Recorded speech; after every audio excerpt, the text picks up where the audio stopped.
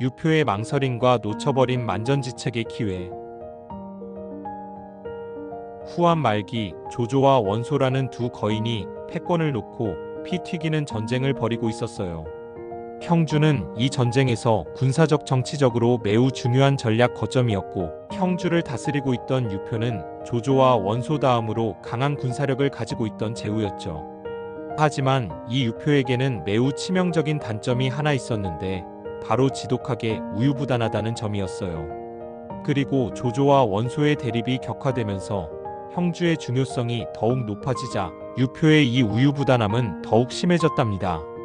좀 더 유리한 입지를 선점하기 위해 유표를 구슬리던 조조와 원소는 점점 인내심을 잃어갔죠. 결국 보다 못한 그의 참모들이 당시 좀 더 승기를 잡고 있던 조조를 돕는 것을 권했어요. 이제 승기는 조조 쪽으로 기울었습니다. 원소를 돕는다면 앞으로 일이 어찌 될지 장담할 수 없지만 조조를 돕는다면 분명 조조가 이길 것입니다. 하지만 가만히 있다가 조조가 승리한 후 우리를 괘씸하게 여기기라도 한다면 큰 화를 입을 것입니다. 지금은 조조를 돕는 것이 실패할 리 없는 안전하고 확실한 계책입니다. 과연 다른 선택의 여지가 없는 명쾌한 조언이었죠. 하지만 유표는 끝내 결단을 내리지 못하고 이런저런 핑계를 대며 머뭇거리기만 했어요.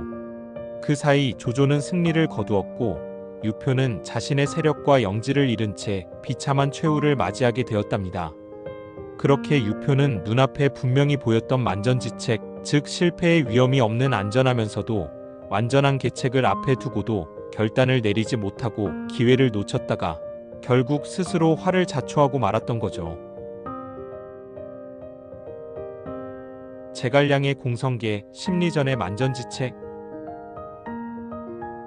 삼국시대 총나라의 재상이자 지혜의 화신이라 불리던 제갈량에게도 위기의 순간은 있었지요. 한 번은 적군 대장 사마이의 대군이 성으로 쳐들어오는데 병력이 너무나 부족했답니다. 보통 사람이라면 혼비백산하여 달아났을 테지만 제갈량은 달랐어요. 그는 성문을 활짝 열고 자신은 성루에 앉아 유유히 검은고를 연주했답니다. 사마이는 깜짝 놀랄 수밖에 없었죠. 이게 대체 무슨 일이지? 함정인가? 아니면 제갈량이 나를 속이려는 건가? 결국 혼란에 빠진 사마이는 군대를 돌리고 말았어요.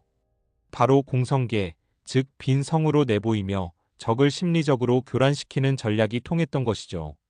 제갈량의 이 공성계는 병력이 별로 없는 상황에서도 적의 심리를 완벽하게 꿰뚫어 보고서 예상 밖의 선택으로 실질적 전투 없이 승기를 잡은 완전한 전략이었다는 면에서 만전지책의 대표 사례로 자주 언급된답니다.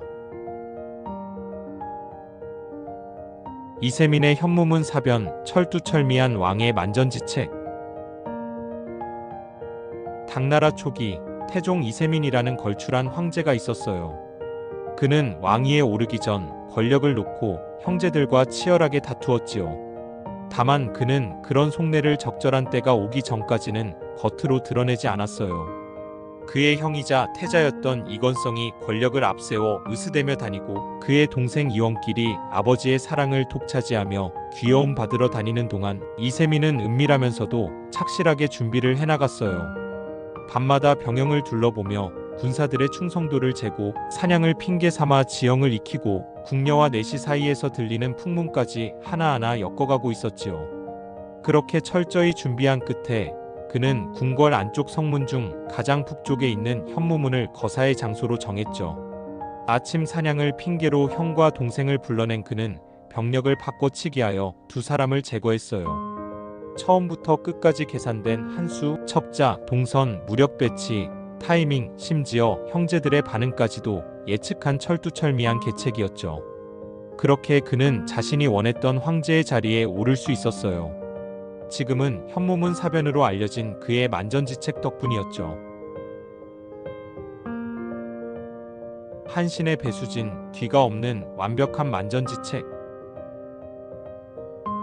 한나라의 명장 한신은 병법의 천재로 유명했지요. 어느 날 조나라와의 전투를 앞두고 한신은 병법의 상식을 깨는 대담한 전술을 세웠어요. 바로 군사들에게 강을 등지고 진을 치게 함으로써 퇴로가 없는 곳에서 전투에 들어갔던 것이죠. 심지어 이때 한신의 군대는 조나라 군에 비해 수적으로 크게 불리한 상황이었답니다. 하지만 한신의 명에 따라 퇴로가 없는 곳에서 싸우게 된 한나라 군사들은 도망칠 곳이 없어 오히려 더욱 필사적으로 싸웠고, 여기에 한신의 기습 전술이 절묘한 타이밍에 성공하면서 한나라는 대승을 거두었어요. 한신은 강을 등지고 진을 치게 한 이 배수진 전략으로 병사들의 심리를 활용하는 동시에 전장의 지형과 적의 반응까지 모든 것을 고려하여 패배의 가능성을 원천 차단하고 승리만을 향했던 만전지책을 실현했던 것이죠. 1만만 운전할 전 갈지 대쪽책 만전지책 실패의 위험이 없는 아주 안전하고 완전한 계책. 유표, 제갈량, 이세민, 한신의 이야기들은 각기 다른 방식으로 만전지책의 의미를 보여줍니다.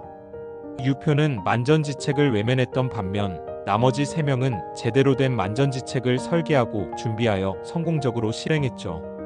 만 가지 중에 완전한 계책이라는 뜻의 만전지책은 불안 요소를 모두 없애고 혹시 모를 변수까지 전부 고려한 방어적 전략의 느낌을 가지고 있어요.